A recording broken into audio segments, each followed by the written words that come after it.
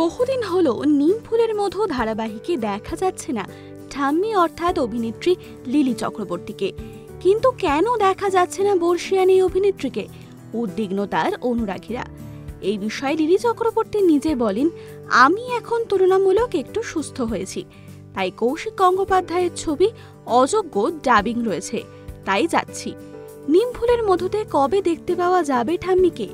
একথা লিলি চক্রবর্তী নিজেই বলেন, হ্যাঁ আমি শুটিংয়ে ফিরবো খুব শীঘ্রই, তবে সেটা পরের সপ্তাহ থেকে, কারণ ওখানে এখনই আবির খেলা হবে, তাই আমাকে ডাকছে না, কারণ আমার শ্বাসকষ্টের সমস্যা রয়েছে, তাই দোলের শুটিং হয়ে গেলে আমি নিমফুলের মধুতে আবার ফিরব।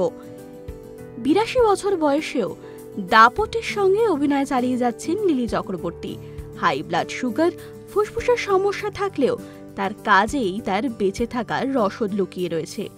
শীঘ্রই নিমফুলের মধুর সেটে ফিরবেন বলে দর্শকদের নিশ্চিন্ত করেছেন লিলি চক্রবর্তী। এরকম আরও অনেক ভিডিওস দেখার জন্য নজর রাখুন আমাদের চ্যানেলে এবং পাশে থাকা বেল আইকনটি ক্লিক করতে একদম ভুলবেন না।